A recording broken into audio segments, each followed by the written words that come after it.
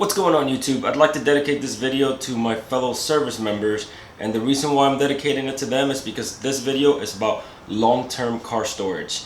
Even if you're not in the military and you need to put your car away for any period of time longer than maybe a week or two, then there are things that you should keep in mind, and I'm going to go over every single thing you need to keep in mind when storing your car for the long haul.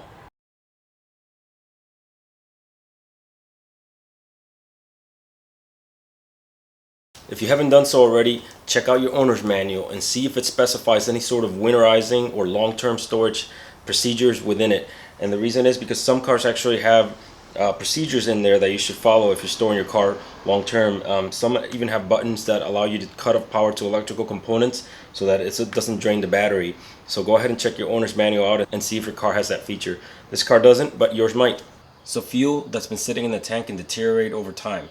So in order to prevent that, we're going to add fuel stabilizer to the gas before we store the car for the long term.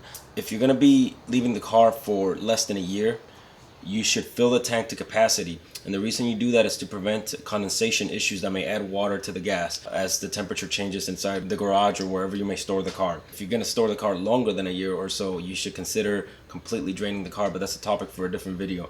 For now, for less than a year storage, you need to fill the tank up to capacity and treat it with a fuel stabilizer of choice. Follow the directions of the fuel stabilizer. This one just calls to the car to be ran for 5 minutes, so I'm going to go ahead and do that.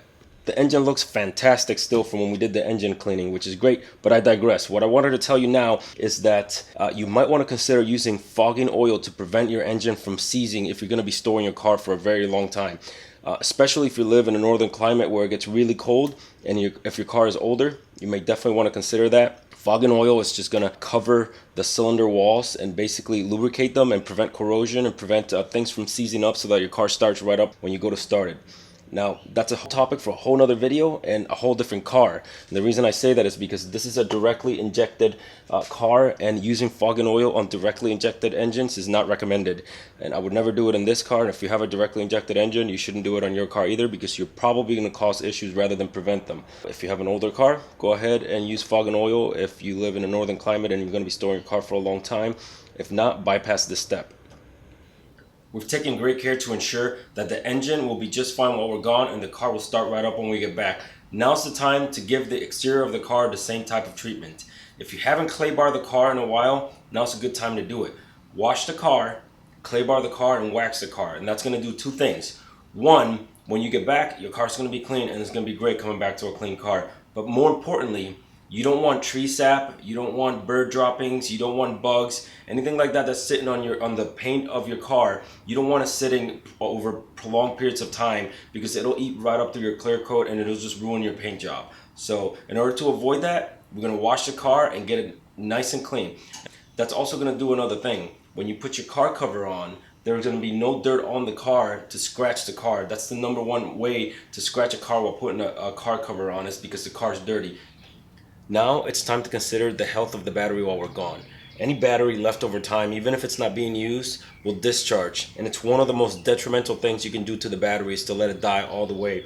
And so we're going to prevent that by providing the battery a trickle charge. So that's what I have right here. This is the trickle charger. This is the battery tender junior. This one right here will not charge the battery. This one only works because it's meant for like motorcycles. So this one will only work to keep the battery charged, which is all I want, because the battery is already charged and in good health. So I'm going to go ahead and use this one to maintain the charge of the battery while I'm gone. So I'm going to connect the trickle charger. I'm going to take the post cover off, the positive side, and I'm going to plug in the positive first. Make sure it's not going anywhere. That is on tight. And then I'm going to take the negative side and connect it somewhere far away from the battery. So I'm not going to connect it to the post here. I'm going to go back here. And that's for safety reasons, to prevent a spark from causing some sort of fire or something like that. Then I'm going to make sure that the cable is not a trip hazard. Even though the charger is a smart charger and it'll disconnect power if it needs it and it senses it, we're going to practice, common sense and get the cable out of the way so that nobody trips on it and disconnects it on accident and you come home to a dead battery. I'm getting ready to close the hood, but I want to prevent animals, creatures, bugs, anything from crawling into my intake while I'm gone. So make sure that you cover up any intake openings so that you can prevent that. Things will get in there. You will be surprised. So I'm gonna go ahead and just wrap this intake with a rag. You know, I'm using these large rubber bands because I have them. You can get creative with whatever you have at home, or maybe stuff the rag in there or whatever. I'm just doing it this way because I'm working with what I have. So there we go. This car has a hood scoop, so I'm gonna cover that opening also. I'm just gonna stuff a large rag in there just to prevent something from possibly crawling in there. Hopefully not. This is probably overkill, but hey, it provides peace of mind, and it's not hurting anything. The same logic applies to the exhaust. We don't want anything going in there and making its home in there, so we're gonna go ahead and cover it the same way we did the intake.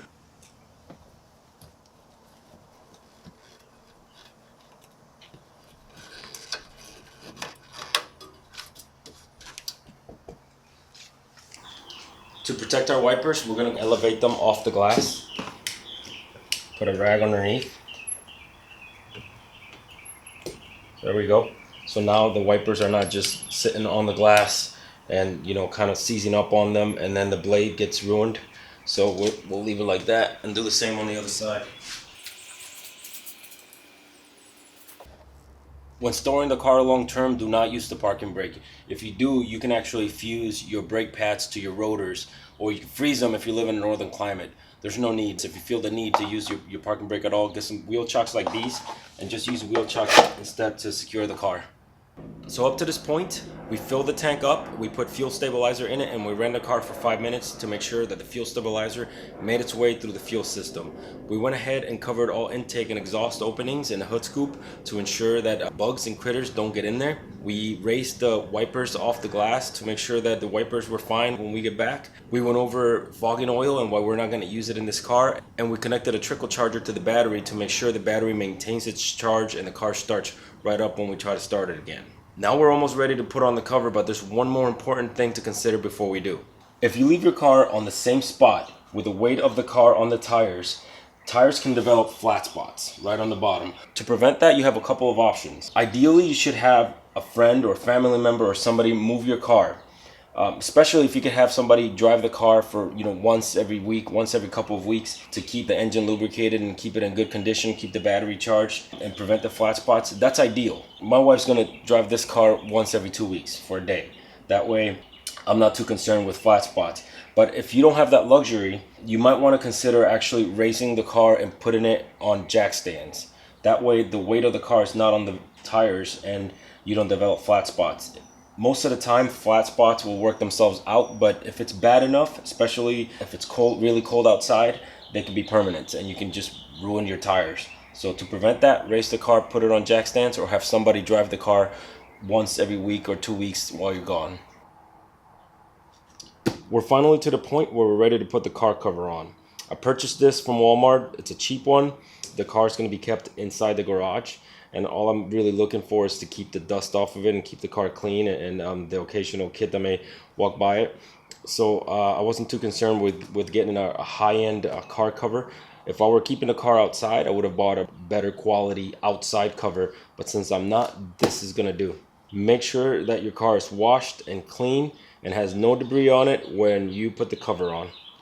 So as you can see, the cover is already on. Make sure you put your side view mirrors in and treat the cover as you would a towel when you're washing the car. Don't let it hit the ground, because if you do, you can pick up rocks or little debris or something like that, and you can scratch the car putting it on. Only put the cover on a clean, freshly washed car.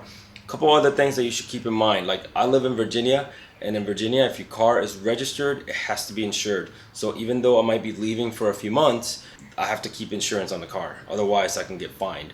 It's always beneficial to have somebody drive the car every week, every 2 weeks. So if you have that luxury, be sure to use it. And when they drive it, make sure they're driving it at like highway speeds, not just, you know, around the corner and back, because that might be more harmful than anything. I'm confident that with everything that I did, the car will start just fine when I get back. Hopefully you've picked up a tip along the way, and if you did, please like the video, subscribe for more videos like this. As always, I appreciate you watching, and take care.